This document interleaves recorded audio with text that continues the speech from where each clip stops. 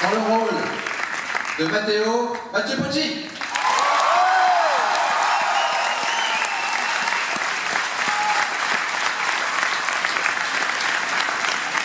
Dans le rôle du marchand de Néo-Versailles, Benzaï.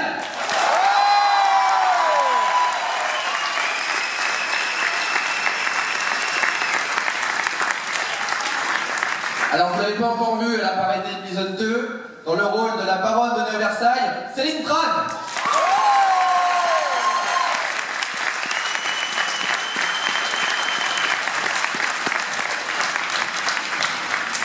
Dans le rôle de Michel, Simon Astier.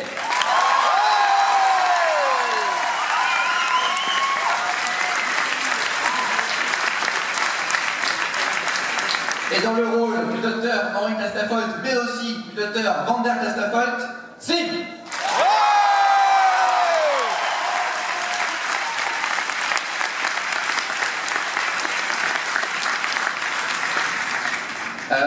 Donc voilà, qu'est-ce que je peux dire? Déjà, sachez on sera toute l'après-midi sur le stand du Vision Futur dans le village Ankara. Je ne sais pas si vous êtes au courant, mais on a un nouveau jeu, un jeu de plateau, Vision Futur, s'appelle La Relève, et vous êtes les premiers à pouvoir le posséder. Donc n'hésitez pas, il est disponible sur le stand du visiteur. On sera en dédicace toute l'après-midi. Il y a aussi d'autres gens qui vont venir sur scène, à qui j'ai demandé spécialement de ne pas enlever leur cosplay, puisqu'on a les vrais stars, on va dire, du visiteur de Toulouse. Il y a pas mal de cosplayers que j'invite à venir sur scène. Là, j'en ai vu là, j'en ai vu là-bas. Donc venez sur scène s'il vous plaît, tous ceux qui ont un cosplay de Visiteur du Futur, mettez-vous par là et tout. Alors oui, il y a les meilleurs ici, mais forcément, voilà, eux, ils vont mettre le seum à tout le monde.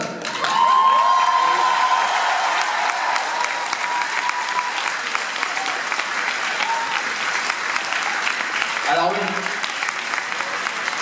très bien. Et oui, et ça tourne en plus. Voilà. Ça marche presque. Ça marche mieux que le nôtre qui ne marchait pas sur le tournage. Ah bah alors on voilà d'autres, ouais. C'est ça sa fille. Et une autre, une visiteuse ici. Mais ouais, voilà, donc comme à chaque fois à Toulouse on a un super accueil, on a des super cosplayers, on est vraiment très contents d'être là. C'est pour ça qu'on a choisi Toulouse comme ville de diffusion, mais aussi parce que ça tombait bien par rapport à nos dates. Donc voilà. Tu as une passoire sur la tête, et c'est un hommage au Vision du Futur que tu viens de voir à l'instant. Non, très bien. Donc maintenant, si vous avez des questions, c'est maintenant tout de suite. Sachant que je ne sais pas qui est censé s'occuper de ça. Ah, très bien, parfait. Donc forcément, alors il y en a des qui sont un peu au fond. Est-ce que ça va être compliqué ou pas de les faire parler? Ah, très bien. On va commencer par mademoiselle. Ah, alors on ne t'entend pas. C'est bon? Ouais. Bonjour tout le monde. Deux secondes. Par les cosplayers, n'hésitez pas à vous asseoir. Voilà. Parce que, surtout toi, avec ta machine gun, là, je te vois avec une larme ici, donc voilà. Si elle est vraie, c'est une vraie machine gun bien lourde. Voilà. On va pas te la voler. Excuse-moi, vas-y. Oui, pas de problème. Simon. Simon. Simon Astier. Bonjour. Non, c'est pour l'histoire du micro qu'il y a. Oui. Ah oui. Voilà, Ah oui, d'accord, putain. Oui. Je suis couche On va, on parle. Ouais, excusez-moi, je connais déjà là hier. François, donc deux questions. La première, c'est, je suis désolée, je pense qu'on l'a déjà posé, mais comment conçois-tu le visiteur du futur? Est-ce que c'est par étapes au fur et à mesure ou c'est déjà tout fait, tout pondu jusqu'à un certain stade? Et ma deuxième question, c'est au Futuroscope, en fait, les lapins du futur voyagent à travers le temps. Considères-tu ça comme une consécration ou un hommage? Merci. Pour la première question, c'est est-ce qu'on envisage la série comme étant quelque chose plus comme Hero Corps, à savoir une intrigue bien large, bien définie? Non, non, on n'est pas. chaque saison est assez... en fait, on ne sait jamais ce qu'on va faire l'année prochaine, on ne sait pas si on pourra continuer. Donc c'est pour ça que c'est important pour moi de faire en sorte que chaque saison soit autonome et presque, et surtout ait une fin potentielle, quoi. Donc on est plus là-dedans. D'ailleurs, j'aimerais avoir l'avis de Simon là-dessus, vu que toi, tu es une démarche beaucoup plus feuilletonnante, épique. Et comment toi tu conçois chaque saison Eh bien, merci de poser la question, François. Non, moi j'ai la fin de l'histoire. Et c'est vrai que ce que j'aime dans. D'ailleurs, je vais lui parler en direct, mais ce que j'aime dans les Histoires du futur, c'est que les fins de saison sont effectivement un gros cliffhanger qui est bouclé, et après ça ouvre. La fin de la saison 3 était bouclée et quand même ouverte à la fin. Et nous, on fait des trucs vraiment de chiens d'enfoirés, quoi, parce qu'on vraiment quitte au bord de la falaise. Donc, moi, j'ai prévu la fin, oui. Mais toi aussi, j'imagine. Tu sais comment ça va se terminer? Absolument. Pardon. Donc voilà pour ta première question. La deuxième question, c'est par rapport au lapin crétin au futuroscope. Je n'ai rien à voir là-dedans. Mais oui, c'est cool qu'il y ait des lapins crétins au futuroscope, j'imagine. Disons que oui, parce qu'en fait, oui, si vous avez vu les logos, on a tourné pas loin du futuroscope toute la saison 4. En fait, Néo Versailles, c'est réellement plutôt Néo Poitiers. C'est là où on a tourné pendant un mois. Et donc on était pas loin du futuroscope, il y a même, je crois que quelques-uns de notre équipe qui sont allés au futuroscope pendant le tournage, ont travaillé. Et on a...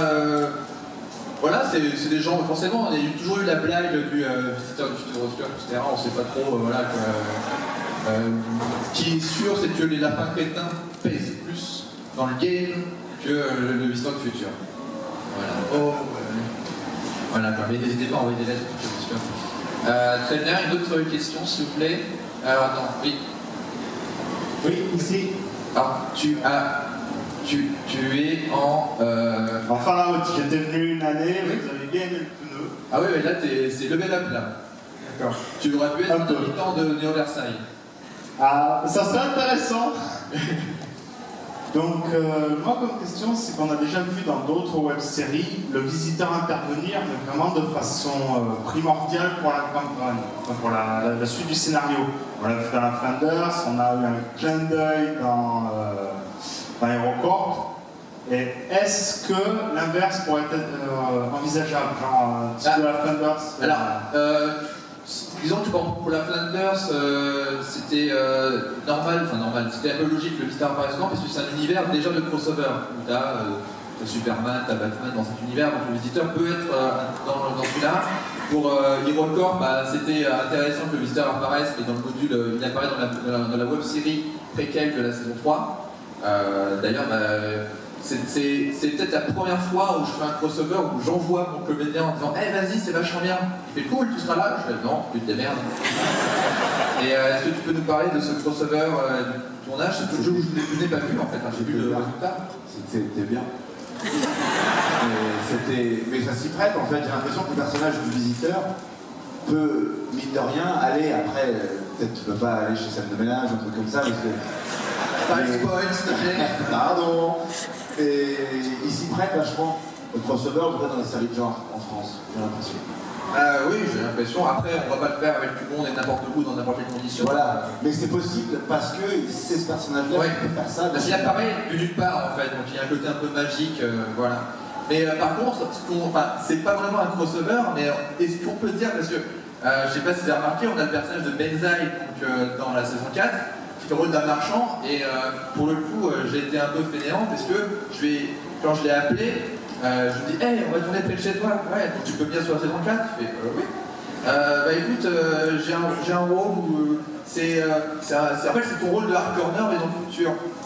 Et elle dit, est-ce que ça te fait chier? En fait, même pas, d'abord je t'envoie le scénar, et après je dis merde, mais est-ce que ça te fait chier ou pas qu'on utilise un peu les caractéristiques du hardcorner, mais vous avez compris le jeu de mots ou pas?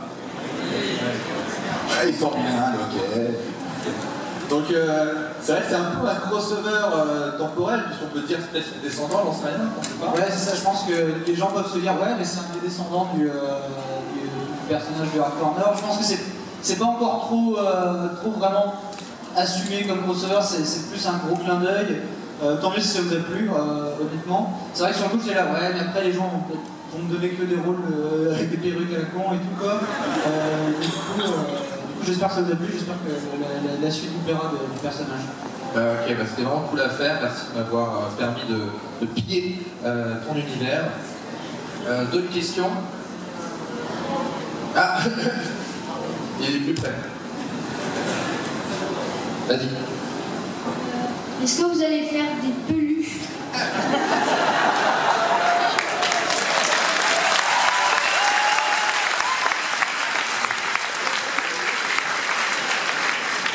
En fait, ce qui est marrant, c'est que tu sais, des fois, il y a des gens qui nous disent hey, vous allez bien faire des capotes du Star Futur, mais wouh! Et on se rend compte qu'il y a des enfants qui nous regardent.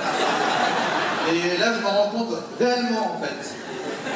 Donc oui, des peluches, voilà, des confettis, des poupées d'histoire du futur. Mais je sais pas, écoute, tu sais quoi, tout ce qui est ce genre de délire, faut savoir que moi je suis nul en ça, je suis nul en goodies et tout, et c'est vraiment messieurs dans le Kama ici, là, qui ont les idées les plus débiles, et qui disent hey, tu veux un ballon de plage d'histoire du futur? Je fais et oui, pourquoi pas, et après je le vois, et voilà. Donc si t'as les moins d'idées de trucs comme ça et tout, c'est eux qu'il faut voir, d'accord? Et on verra si c'est possible et tout. C'est bon, t'as rendez-vous? Voilà. Donc pas encore de peluche, juste pour savoir, enfin on va déjà faire un sondage, ça c'est bon. Quelle peluche tu aimerais, type de peluche, quel personnage tu veux? Parce que bon, je sais que t'es un visiteur, mais toi tu verrais quoi comme peluche? Toi et... Ouais, je suis sûr que ça marcherait vachement bien. Plus d'un mec avec une casquette, tu joues avec comme ça, avec Woody et Buzz l'éclair et tout.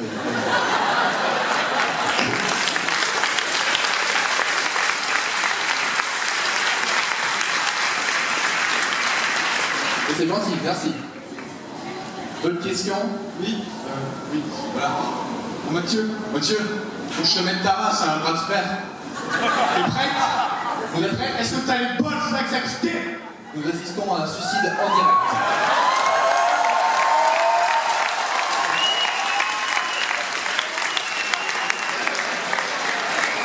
Alors, suicide pour la troisième fois consécutive. Cela va être très sale.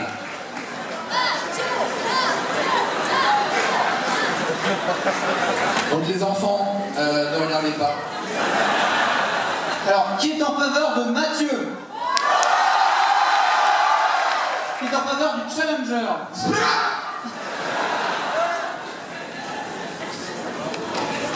L'équipe du ministère. Alors, on a un arbitre ici, donc nous avons le maire d'Hérocorp comme arbitre. On l'applaudit s'il vous plaît, le maire d'Hérocorp.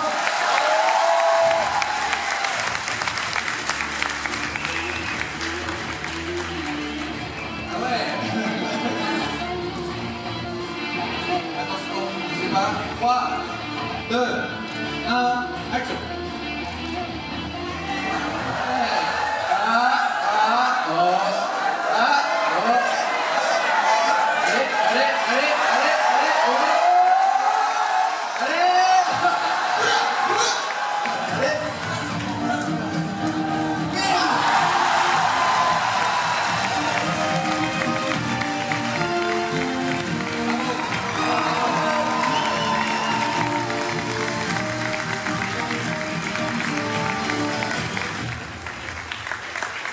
Animation et le TGS décline toute responsabilité quant aux accidents liés aux événements sur scène du Victor du futur. Un jeune de 14 ans, bravo. Bravo. C'est déjà le troisième match, je crois. Toujours imbattu, Mathieu Potier. Alors, d'autres questions ou d'autres challenges physiques? Nous avons aussi Banzai. Nous avons. Je vais demander. J'entends pas qui a le micro. Ici. Ok, wow. Je voulais demander, est-ce que Judith reviendra sur notre personnage?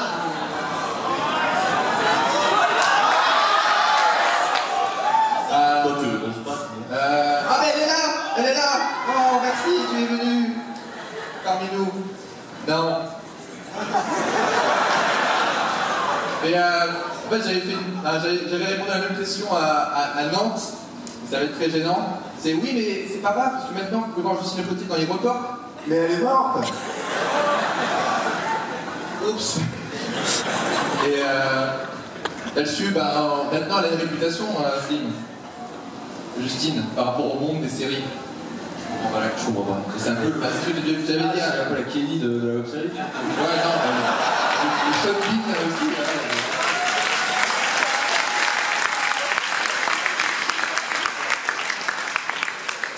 Donc, non, désolé, mais on la verra sûrement dans plein d'autres productions.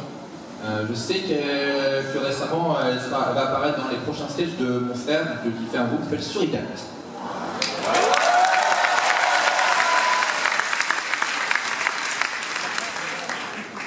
Il nous dit oui, Raph ne pouvait pas venir parce qu'il tournait vraiment des nouveaux sketchs pour Suricat, il m'a envoyé des photos pour me le prouver, à part si c'était des photos où il se déguisait en lapin pour son plaisir, mais je pense qu'il tourne vraiment.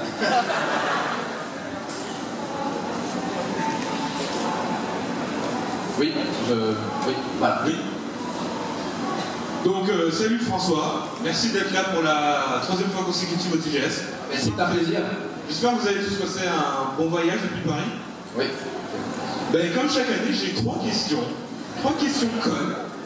Quand les gens rigolaient, apparemment ils s'en souviennent. Et on n'avait pas briefé de la sécurité par rapport à ce monsieur?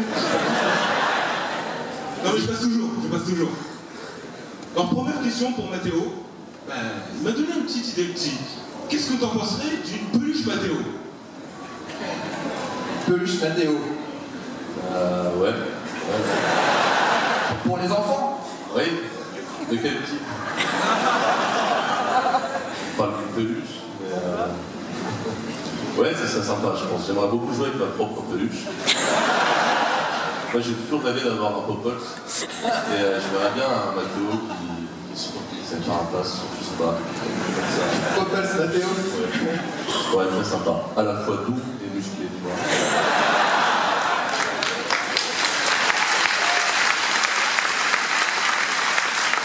Là, c'est une peluche en plomb. Et avec des fourrures. Un petit duvet. Deuxième question pour toi François. Quelle est la rencontre avec un fan la plus embarrassante que tu aies vécue? Alors celle-là? Je m'y attendais. Non, c'est facile. J'essaie de savoir ce que je peux dire et ce que je peux pas dire. Je vais pas parler de Toulouse, parce qu'il pourrait être dans la pièce. La Belgique alors, parce qu'ils sont loin, on peut y aller. La rencontre la plus embarrassante, ça revient souvent. C'est un mec qui était venu me voir et il a couru vers moi, il m'a dit hey, François Descraques, je te kidnappe. Et il m'a soulevé et il a essayé de m'enlever. Et moi je comprenais pas, donc j'ai pas dit là, oui. Et après il a posé derrière un endroit, il m'a fait non mais c'était juste pour une vidéo et il s'est barré. Et ce qui était le plus flippant, c'était de voir après la vidéo sur internet et on voit une vidéo de moi de loin en train de parler, normalement, et c'est zoomé et tout, c'était vraiment vidéo mais extrêmement creepy. On entend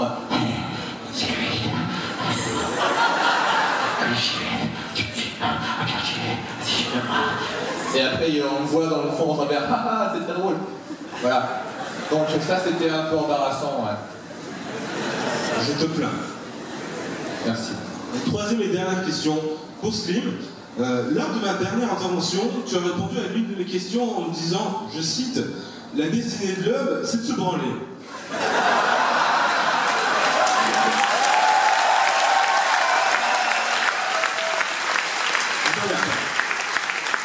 C'est pas fini. Or, lorsque je t'ai encouragé en aparté pour la séance de dédicace qui suivait, tu m'as affirmé que ton poignet était déjà bien échauffé. As-tu quelque chose à ajouter concernant cette association d'idées? Slim, à ta droite.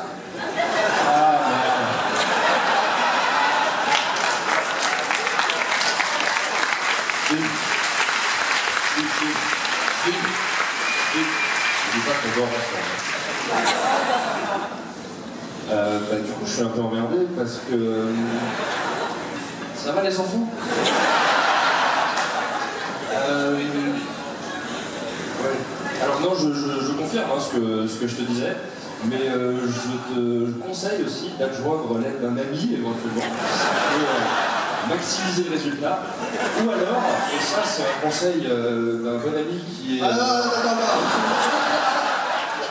il existe une technique aussi qui consiste à C'est pas couper la circulation sanguine de ton bras pour avoir l'impression qu'il y a un ami avec toi et que tu n'es pas seul à pratiquer. Voilà.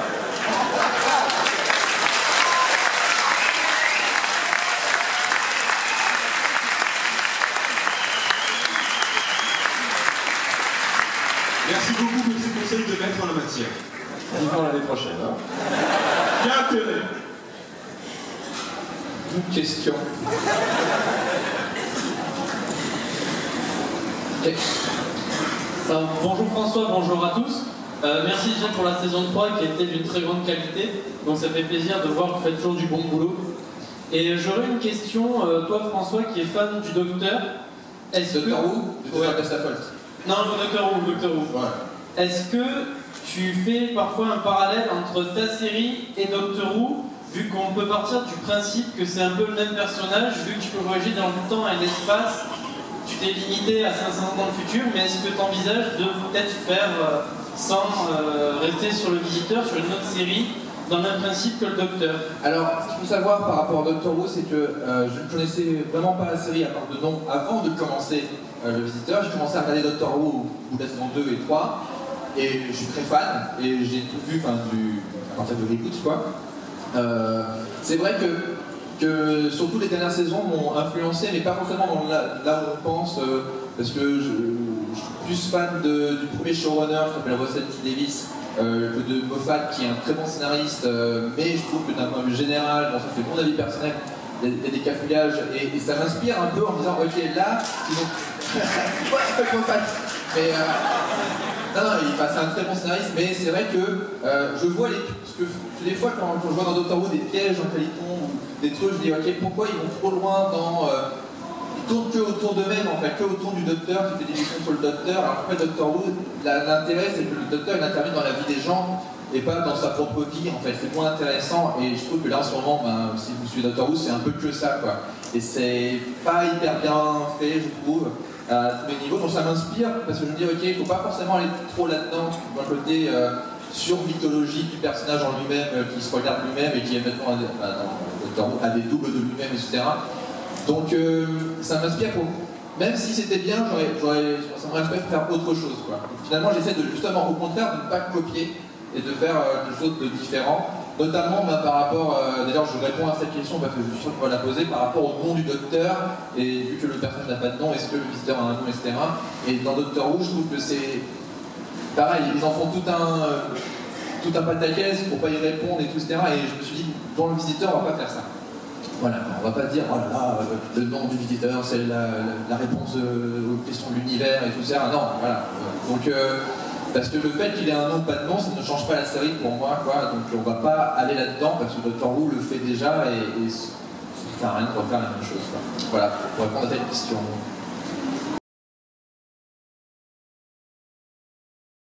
Est-ce que c'est une erreur ce qu'elle est censée l'avoir oublié?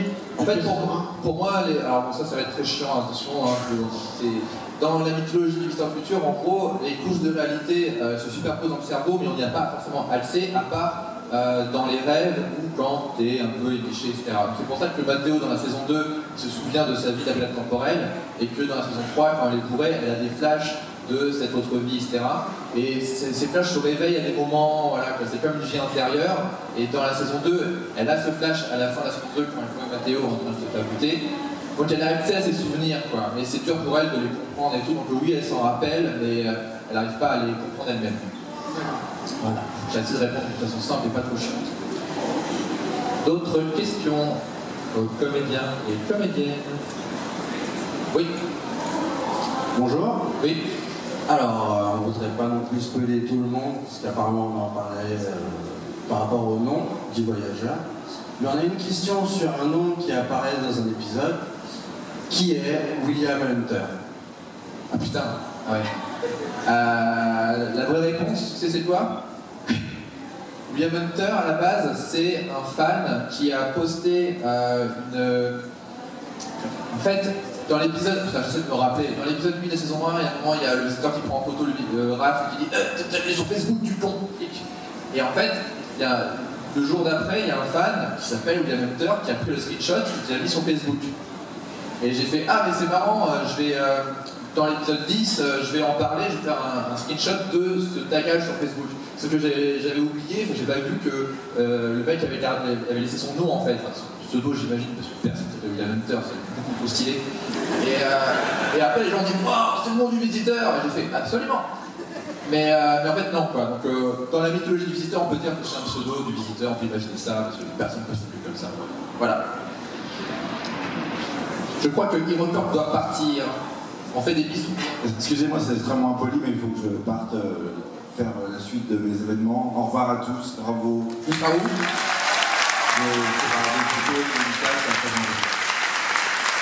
Merci à toi, Simon. Et merci à toute l'équipe d'HeroCorp d'avoir assisté à la projection. Je suis très touché de les voir ici parce que moi je suis super fan d'HeroCorp. Très plaisir. Merci à vous.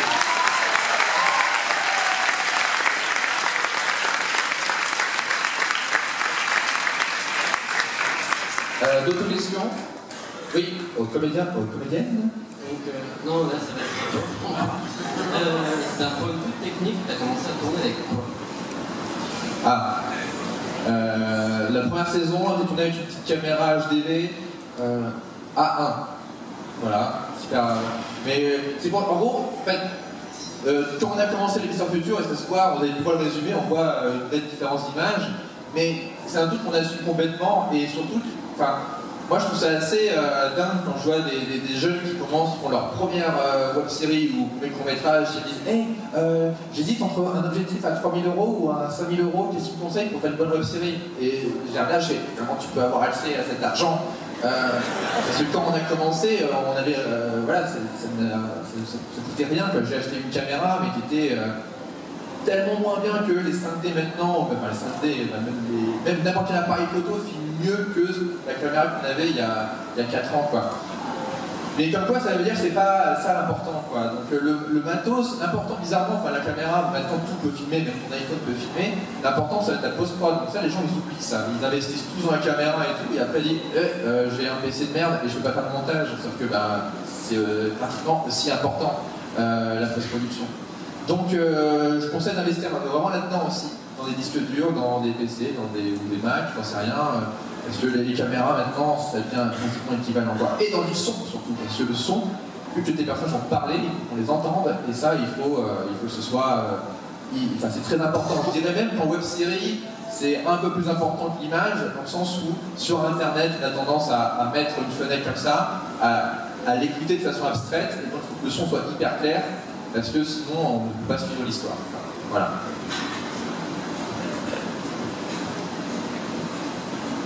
Oui, vas-y. Alors moi j'ai une question pour François. Non je rigole, en fait c'est pour les acteurs. J'aimerais juste savoir, par rapport au personnage de Mathéo, au fond de lui, est-ce que c'est vraiment une brute un peu écervelée, ou est-ce que c'est un espèce de philosophe, un romantique? Comment est-ce que vous le voyez? Un deuxième suicide au Toulouse Show. Écervelé. Merci. C'est un romantique, c'est tout. C'est un romantique. Ouais, c'est un gros nounours, Mathéo. Moi, je le vois un peu comme ça. Ou les peluches? C'est couru un peu, tu vois, une peluche. Moi, je le vois très romantique, très sensible. Tout moi. Merci. Voilà. Nous avons aussi, alors je sais que vous n'avez pas vu le personnage encore, mais vous le verrez dans l'épisode 2. Céline donc, nous a rejoint dans l'aventure. Voilà, il faut savoir que dans le visiteur, l'une de mes plus grandes fiertés de la série, c'est d'avoir des gens de l'univers mais qui n'ont rien à voir, et d'avoir des youtubeurs, d'avoir des acteurs de théâtre, d'avoir des acteurs de série, d'avoir des sportifs de haut niveau / peluche.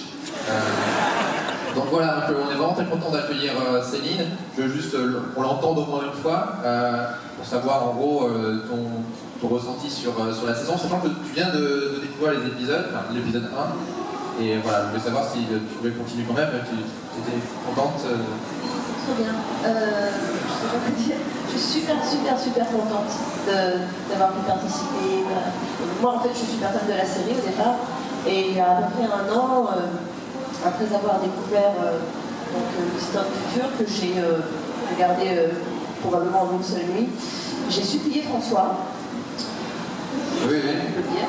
Je lui ai dit, s'il te plaît, fais-moi tourner dans ta série, je m'en fous, de mettre en figurant de zombie, en arrière-plan, je le fais.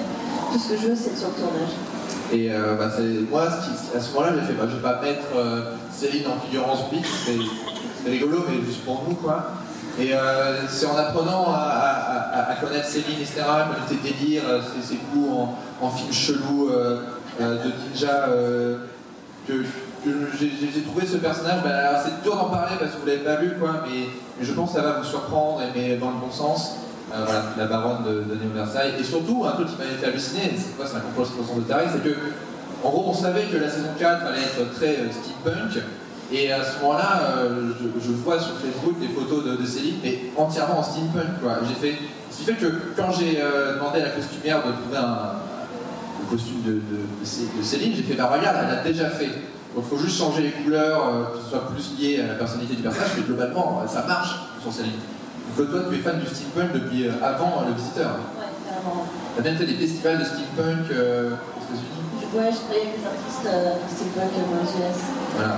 Et maintenant, tu es surtout dans le cirque. Tu veux nous parler de ça Aussi. Ouais, aussi. Voilà. Donc, voilà. Donc, plein... Moins doué que toi pour Pourquoi exprimer sur scène, en fait. Moi, je fais semblant. D'autres questions par rapport au cirque? Excusez-moi, ma question n'a pas vraiment de rapport direct avec votre intervention. C'est juste que j'ai perdu une personne stellaire solaire lorsqu'elle est dans la pièce. D'accord. Bon courage. Dans la vie, il y a des moments où c'est difficile. Nous, dans Le Visiteur, on était comme ça des fois, on ne savait pas où on était, il manquait des gens autour de nous et on les a retrouvés. Je suis sûr que c'est pas une courage possible. Tu as perdu quoi? Une personne. Et tu as perdu, c'est-à-dire, comment? D'accord. Elle est vivante? Ok. Bonjour. Oui. Si. Non, mais... Non, posez la question en même temps. Donc ouais, en fait, c'est pour rebondir effectivement là-dessus, sur la question de l'intégration de l'acteur comme ça et de l'univers. Comment ça se passe en fait généralement? Donc là par exemple, donc Céline c'est un peu présenté. Par exemple, on est Benzac, les joueurs du grenier, etc. Vous êtes un peu potes, comment ça se passe? C'est vraiment l'intégration? C'est des gens vraiment que je connais toujours avant, mais pendant plus de fait, c'est des gens que je connais au moins pendant 1 an ou 2 ans avant. Et j'écris pour eux en fait. C'est ça, je pense que beaucoup de gens disent ah là là, les acteurs du Visiteur Futur jouent bien, mais c'est aussi parce que c'est écrit vraiment pour des gens en particulier. C'est rare que quelqu'un à qui je n'ai pas. C'est rare que je change d'avis en cours de route, etc. Donc c'est ça qui fait la synergie en fait de tout ça. Et c'est des gens que je connais, donc Fred de plus ou moins geek, donc peut-être que là c'est le jour du grenier, c'est quelqu'un avec qui j'avais déjà travaillé et que je suivais des vidéos depuis longtemps, donc voilà, ça s'est fait naturellement, quoi. Il n'y a jamais de casting vraiment, mais l'important pour nous aussi c'est de ne pas placer des caméos comme ça, un peu gratos. De placer des caméos en mode hey, c'est moi. Il faut toujours que les gens qu'on est, que ce soit des gens connus ou moins connus, parce que dans la saison 4, il faut savoir, c'est que la moitié du casting, c'est des gens que vous n'avez pas forcément déjà vu faire des millions de vues sur internet, quoi. Il y a des gens, des nouveaux personnages comme le capitaine de la garde qu'on a pu voir vite fait. À la base, c'est un réalisateur et un collègue de Slim à Brentonic, la boîte dans laquelle il a travaillé pendant longtemps. On a Vanessa Brias qui est assistante de prod et directrice de production maintenant pour Bagel. C'est des gens qui n'ont pas forcément de comédien. Donc c'est un peu de tout, quoi. Mais il faut que ce soit des gens que je connaisse réellement et je dis à quel lui pourrait faire ça. Il y a aussi Ludovic qui est donc de Bagel et tout, qui a ce personnage un peu récurrent de gros troll et etc. Donc voilà comment ça se fait. 5 questions ou 5 minutes? 5 minutes. Non, les affaires sont là. C'est quoi le... 5 minutes, ok. D'accord. Juste avant de lâcher, du coup, pour Slim, vu que t'es là, j'ai jamais su dire non. Point d'interrogation. Oui. confirmation. Alors, juste pour développer un petit peu la réponse. Comme François l'a dit, j'ai travaillé pendant longtemps à Brainsonic, et là c'est plus le cas, parce que il est temps aussi de virer d'un nom, ça c'est une rumeur. En tout cas pas pour des problèmes sexuels. Putain, qui sont là. Et donc oui, dans les projets dans lesquels je vais me lancer maintenant, en tant qu'intermittent, je vais faire des trucs à droite à gauche, plus différents. J'ai jamais su dire non, saison 2 est en top 10. Voilà.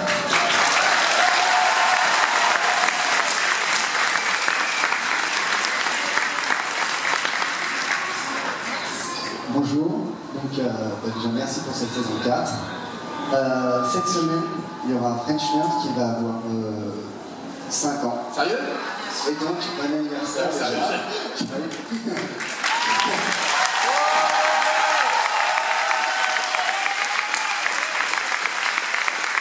Déjà. Ok, ça va jamais pas.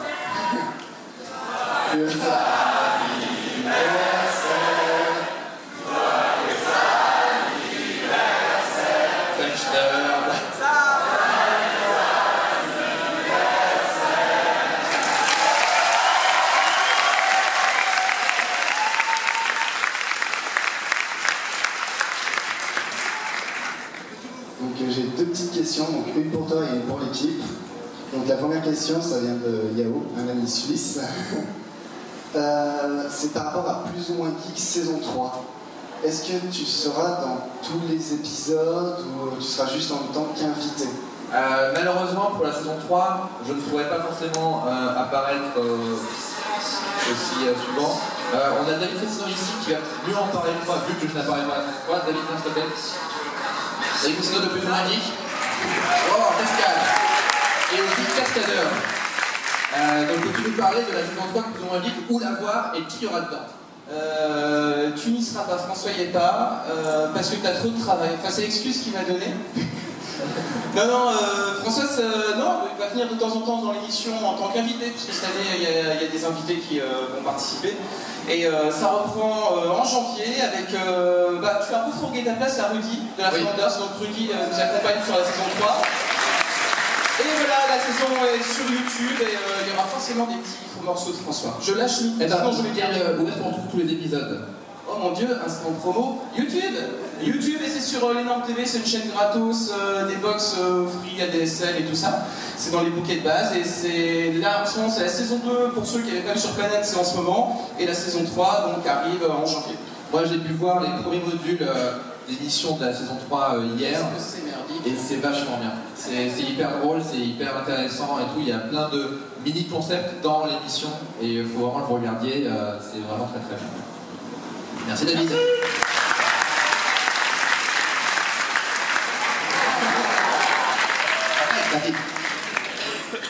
Et donc la deuxième petite question, c'est pour toute l'équipe. Quel effet ça fait de se faire diriger par François Descraques? Alors attention. François ne dirige pas. Très chose pour moi, alors en Mathéo, alors soit je suis vraiment très très bon, parce qu'il n'y a rien à dire, soit ils s'en foutent complètement. Voilà, donc je pense que je suis très bon. J'espère. Pour François. Quand tu me vois même pas, quand je ne mets pas sur le plateau, c'est que j'ai confiance. Hein. Moi je dirais que globalement, ça donne envie de lui écrire un rôle pour ensuite l'humilier lui.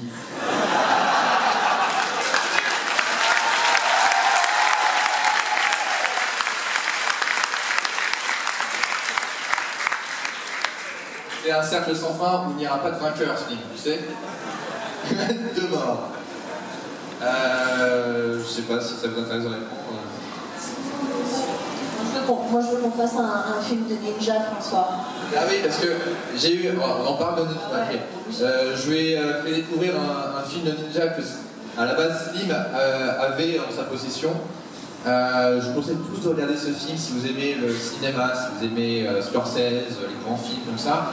Ninja Condor 13, qui n'est pas la suite de Ninja Condor 12, c'est le titre du film, qui est, comme tout bon film, disponible intégralement sur YouTube, en VF et tout, un film des 80. Et donc ce film a changé un peu ma vie, a changé la vie de Céline, pareil. Et on essaie de le propager autour de nous parce qu'il n'y a pas assez de gens qui connaissent ce film de ninja assez improbable avec il y a des chinois dedans. Des chinois noirs. Voilà. C'est un film magique, il y a des scènes. On se rend compte à la moitié du film que les ninjas ont des pouvoirs magiques. J'ai jamais expliqué. C'est comme ça. C'est en fait ils peuvent disparaître, ok. C'est très bien doublé. Très bien doublé. Donc voilà ce genre de film. Et donc nous, on croise les doigts pour essayer de vendre un gamin à Ninja Condor 14. Pourquoi Céline qui s'entraîne, par contre réellement, je pense qu'on prend un peu trop ça au sérieux cette blague parce qu'elle s'entraîne toutes les semaines avec l'équipe de Kefi. Kefi, Kefi, sa bande, c'est l'équipe des cascadeurs. Voilà quoi. Et on a en fait Céline et Isa qui, comme ça, pour le fun, s'entraînent à faire du combat scénique. Le combat scénique, c'est faire genre, vous savez vous battre. Non, non. Vous vous battez pour de vrai. On se bat, non. Ah ouais. Entre vous? Ouais, là, on peut dire avec Mathieu. Alors, peux-tu nous montrer, Isabelle, la posture de protection que tu as appris avec. Montre-nous à quoi Je ça suis ressemble. pas sûre qu'Epi va me dire je suis pas prête à montrer encore au public. J'ai pas le droit encore. Bah oui, mais moi j'ai besoin de vérifier en fait. Alors, normalement, j'ai des gros gants de boxe. Ouais. Il faut imaginer le truc. Et tu disparais derrière. T'es comme ça. Et il y a la garde, hop. Il faut être en boule, hein. Je suis cachée. Et c'est la technique du tu peux pas me voir, c'est ça? Ouais. Puis, hop. Ah, oh, attention. Vous verrez ça plus tard. Voilà.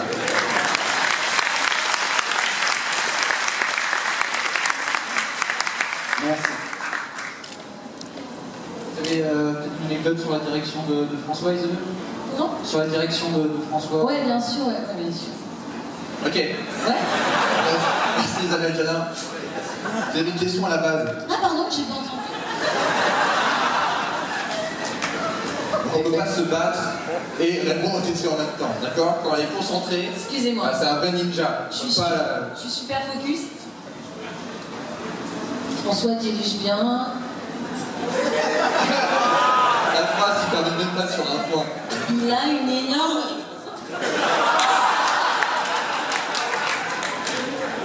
C'est ma... non, François dirige très bien. Depuis longtemps. Enfin, moi, je crois que c'est le premier réel avec qui j'ai tourné il y a... Ouais. Sérieux? Ouais. Fallait te dire que t'étais débutante alors. Il y a 10 ans. 10 ans, putain. Ça fait 10 ans qu'on se connaît. Ouais. On est vieux. Mais oui, non. Il dirige très bien. C'est gentil, merci. Moi qui ai l'habitude en fait de faire tout moi-même, vraiment, et dans le corner, j'ai vraiment mon retour caméra pendant que je fais la scène, parce que c'est genre caché dans le décor. J'étais vraiment super stressé, surtout que là, le Mister Future saison 4, c'est genre en multicam, il y a des plans avec des rails et tout, le décor, vous avez vu les décors, ils sont super beaux, quoi. Et du coup, ça me faisait bizarre de temps en temps de pas trop avoir François qui dit vraiment, parce que en fait moi quand je réalise, je dis vraiment genre, non, alors tu vois, à un moment, genre faut que tu clignes des yeux, puis genre t'enlèves un petit truc sur ton nez, puis après genre tu te retournes comme ça, tes cheveux, je suis vraiment très très chiant, et comme François n'est pas du tout chiant du tout, je me dis qu'en fait c'est pour la tête que du coup ça m'a inspiré à être moins chiant dans la vie. La particularité c'est que c'était très dur pour moi de t'expliquer à quoi ressemble le marchand qui finalement le marchand de la corner. Je dis mais non mais le marchand il fait pas ça, tu vois, puisque là c'est un peu ton personnage, donc moi j'étais client de tout ce que tu fais. D'ailleurs il y a tout un truc dans l'épisode 2 vous verrez, ça se voit très peu mais ça m'a fait marrer parce que je l'ai vu ça, mais au bout de la 3e prise ou même au dérochage où tu fais un papier cadeau avec des crottes de nez. Et au début, tu fais le scotch, c'est pas le scotch, ouais. Ouais, ils ont pas de scotch à de Versailles. Et en fait, tu le fais, mais à chaque prise, en fait, tu vois. Et donc, ça, genre de truc, j'aurais jamais pu te le dire. Hey, n'oublie pas de mettre des crottes de nez pour faire un cadeau, tu vois. Donc là-dessus, moi, j'ai juste à prendre ce que tu me donnes et à dire ça c'est bien, ça c'est moins bien, mais globalement, c'est souvent bien, quoi. Et d'ailleurs, petit aparté, on a eu vraiment beaucoup de chance et d'aide au niveau de la figuration. Là, on a tourné donc, à l'IUG, on a fait un appel à figurants de la région, etc. Et tous les figurants vraiment ont été super, il y en a même qui sont venus en costume. Ils avaient leur propre costume d'habitants de Versailles et tout. Donc vraiment merci à tous ceux qui ont participé à peupler Néo Versailles parce que c'était un peu le gros challenge de cette saison, c'était de rendre cette mini-ville crédible Voilà quoi. Combien de questions encore, tu penses? Même plus. Une dernière question et après, alors c'est une question super géniale, on va te kiffer. Ça va être la meilleure question de tous les temps. Donc, ici. C'est la meilleure. On sait que tu es un gros fan de Game of Thrones. Oui. Oui, aussi tu as participé à la Guichoum. Absolument, oui. Et j'aimerais savoir, on doute que tu as forcément saisi l'occasion de parler à Odor. Qu'est-ce que tu lui as dit et quelles sont les questions que tu lui as posées? Un crossover. En fait, Odor sera le père de Mathéo.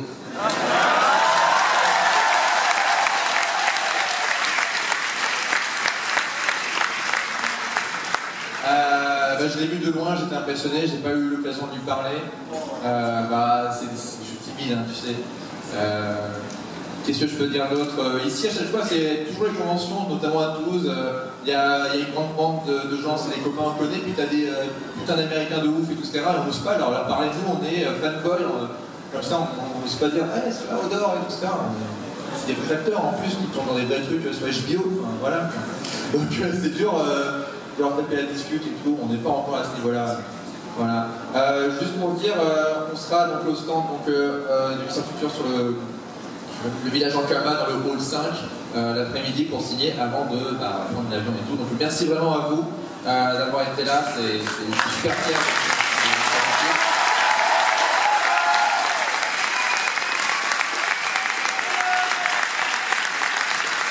Merci aux comédiens, merci à tous les cosplayers qui ont vraiment été formidables et